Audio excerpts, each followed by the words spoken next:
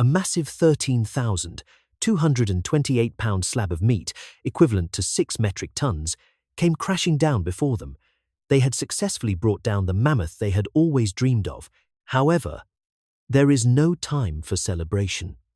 They have only 60 minutes left. In the brutal -40 degrees Fahrenheit wind, equivalent to -40 degrees Celsius, this massive food source immediately starts turning into a block of ice that is harder than steel. Blades bounce off and fingers get frostbitten.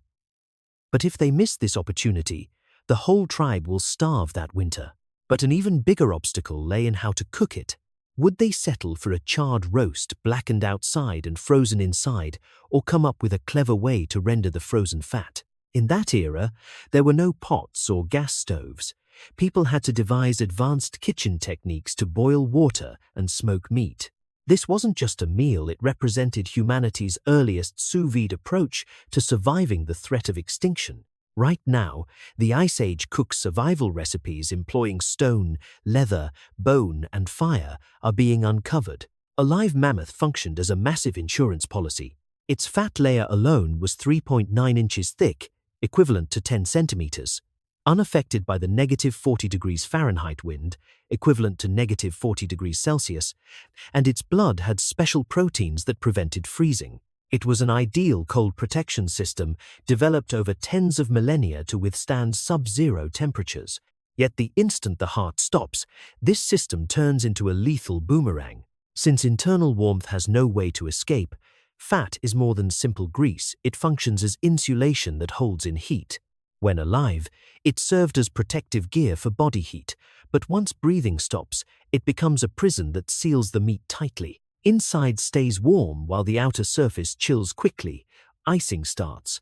Within a couple of hours, the outcome is inevitable. Even the sharpest knife turns as hard as icy stone and simply rebounds off the carcass. This is like placing an ice block with the weight of 2 Seoul City buses right in the middle of a snowy plain. So, carving up the animal turned into a race against time. Prior to the carcass freezing solid, they needed to remove the hide, cut the meat, and separate the fat. Under a microscope, archaeologists studying stone tools from that period found tightly clustered microfractures along the cutting edges. These small flakes serve as evidence of the battle against meat that is steadily freezing and becoming firmer. Despite the blade breaking and its edge turning jagged, they were unable to cease their labor. Not obtaining enough fat would have made survival through that winter impossible. Therefore, stone implements were regarded as disposable. In today's context, this resembles the single-use scalpels employed in surgery. These tools were never meant to be kept. Cleanliness was the primary concern. Using a blunt knife to cut meat causes tearing. Air enters the gaps, and environmental bacteria start to multiply. A keen edge needs to create one uninterrupted, neat incision, leaving the surface even, and an even cut delays decay. Thus, the moment the edge became even a little blunt, they would immediately throw it away and pick a new one. This wasn't simply profligacy. It constituted a deliberately designed system aimed at avoiding spoilage. Imagine a time with no refrigeration or any kind of packaging. For extended storage of meat, it was necessary to block bacterial contamination, starting right from the kill. Ancient humans could not have had any scientific understanding of such matters. They came to this awareness purely via experiment and failure. Meat sliced with a dull knife spoils quickly. In fact, at excavation sites, clusters of dozens of flakes are often found close to bones with cut marks. A flake is a slender piece of stone detached from a bigger nodule. These flakes vary from newly knapped ones with keen edges to discarded ones with worn tips, suggesting that blades were constantly swapped during the processing of one animal. At certain sites, more than 100 stone implements are employed per mammoth. Hence, they manufactured many basic flakes that could be knocked off rapidly, instead of complex hand axes requiring considerable labor. Quickness was vital for survival, and hygiene guaranteed storage. Having obtained meat, the next question was how to eat it. They could certainly chew and swallow the meat, but the real challenge was the fat. A single mammoth provides several hundred pounds, equivalent to hundreds of kilograms, of fat, which cannot be properly digested in solid form. They needed to turn it into liquid, which necessitated boiling. Pottery was absent, however. For Pleistocene people, ceramics lay in the distant future. The answer was remarkably simple: a hide pouch paired with hot rocks. Initially, they would make a bag from an animal's stomach or skin and fill it with water. They put chunks of fat into the pouch. Next, they heated granite rocks until they glowed red in a fire, approaching nearly 932 degrees Fahrenheit, equivalent to 500 degrees Celsius. With pincers, they would take a rock and plunge it into the water. The rock's stored warmth passed into the water, making the temperature spike and the fat liquefy. Why didn't the hide catch fire? Because the water soaked up all thermal energy. Provided the temperature stayed below the boiling point of water, 212 degrees Fahrenheit, equivalent to 100 degrees Celsius, the leather survived. Archaeologists call this method. The rocks used in this process are termed pot boilers stones that served as replacements for ceramic vessels. In fact, across European Ice Age sites, researchers have uncovered heaps of stones fractured by heat. The rendered fat from this procedure was much more than just food. Eaten, it furnished a concentrated energy supply, poured into a stone container with a wick. It acted as a lamp to light up the dark. The capacity to change solid grease into fluid fuel constituted the earliest chemical procedure that Pleistocene humans had command of. Acquiring melted fat wasn't the last stage. The flesh itself had a bitter taste. Although it was the Ice Age, the surroundings were not perpetually frozen solid for the whole year. When the short summer came, temperatures increased past the freezing point, and in just a few days, all the food they had painstakingly gathered might completely rot. The answer was to cover the meat with smoke from a smoldering flame. Yet, producing smoke demands fire, and making fire requires wood. The challenge was that wood was very rare in the tundra of the Ice Age. Gathering fuel wood across the immense, icy grassland was nearly impossible. Journeying southward to locate forests required several days, and by that time the meat would have gone bad. People found an ironic fix. They employed mammoth bones for fuel. What causes bones to burn? Owing to the fact that inside, the marrow, which is abundant in fat, is contained. Even after being scraped clean, bones still hold a little grease. When put onto a fire, bones combust slowly, generating low-heat smoke that lasts a long time. In contrast to wood, bones do not create a roaring flame. Nevertheless, this gradual burning was perfect for smoking. The pit dwelling discovered at the Mesrich location in Ukraine backs up the theory. In the middle of this dwelling, built from hundreds of mammoth bones, ash and flow marks were found. Scientists suggest that this place was not only a home, but a smokehouse meant to trap smoke. They built houses from bones, incinerated bones to create smoke, and utilized that smoke to extend the meat's shelf life. Smoking was not the sole approach for preserving food. Items from Kazim Cave in central Israel expose another preservation method employed by Ice Age people. While digging the cave floor, archaeologists stumbled upon a strange find. Many deer bones appeared, but, interestingly, many leg bones stayed whole. Usually, bones are cracked to get to the marrow, but in this case, bones deliberately kept intact were gathered together. At first, this was puzzling. Why weren't they cracked? Analysis gave the answer. These bones were saved for future eating, particularly the long leg bones. Therefore, every long bone is closed at both ends by joints, with marrow compactly stuffed inside, creating no air pockets. When oxygen is absent, the process of fat becoming rancid slows down greatly. As a result, the bone functioned as a natural sealed container, akin to contemporary canned foods. The research team carried out an experiment. They observed a deer leg bone kept whole at room temperature. After a few weeks, the marrow inside remained edible. Without any cooling, 2 months, it stayed consumable for more than 2 months. Of course, its taste was worse than fresh meat, but it worked well enough as survival food for days when hunting failed. This was not just concerning food preservation. It signified intentional eating strategy.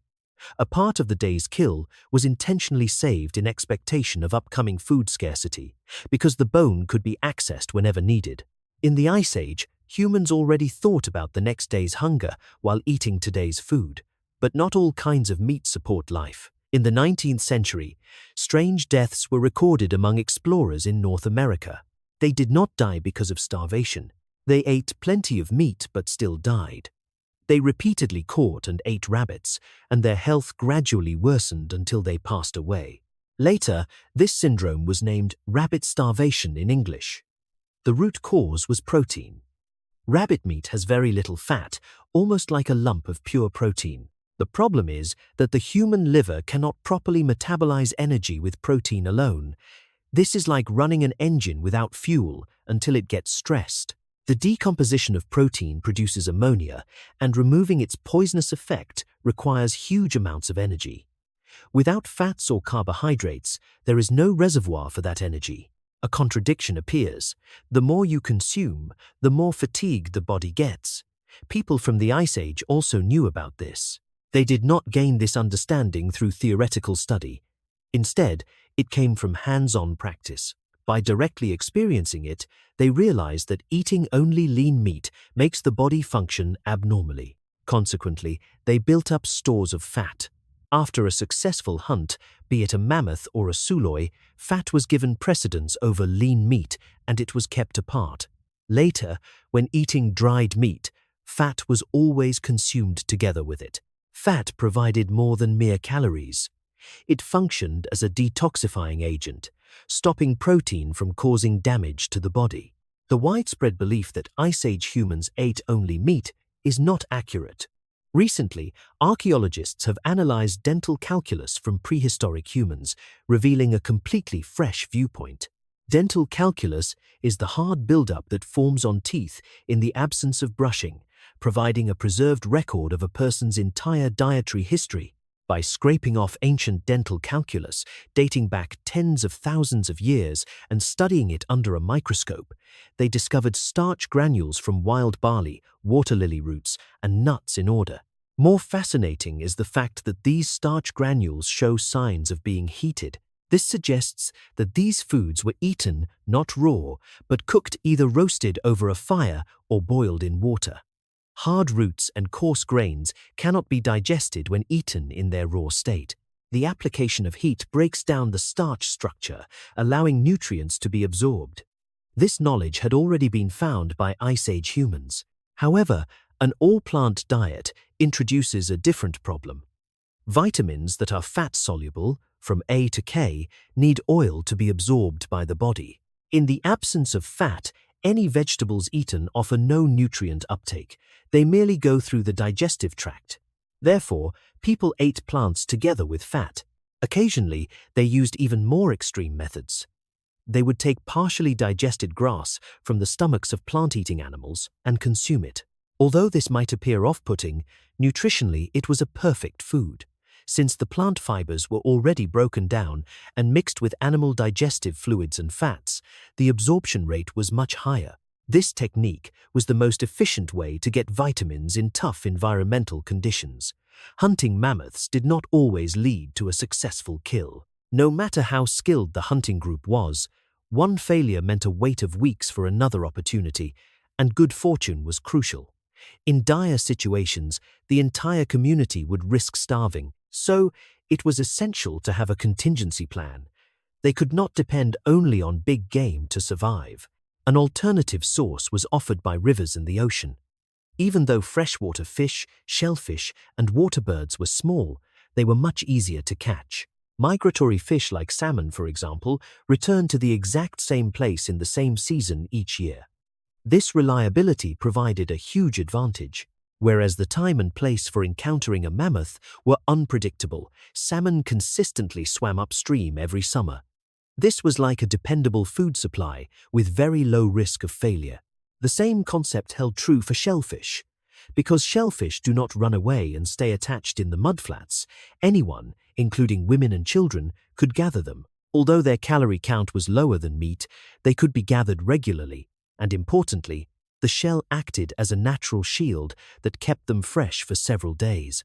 Hunting for waterfowl was also centered on the birds' seasonal migration times. Due to the simultaneous arrival of these birds in massive flocks, a large number could be caught with very little effort. Ice Age humans were not simply predators that consumed meat.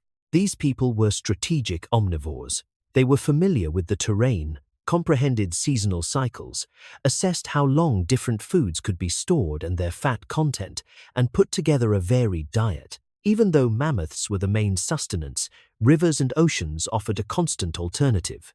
The real secret to survival for Ice Age humans was not merely existing in the present, but anticipating hunger ahead of time. Although mammoths have vanished, our craving for flavorful broths and fatty meats is still connected to those caves from 10 millennia ago. This evening, a bowl of hot soup. As you dine, reflect on the knowledge of prehistoric cooks who warmed rocks over flames 10,000 years ago. The Earth Museum increases the heat of understanding. Subscriptions and likes power the sharing of the next tasty piece of information.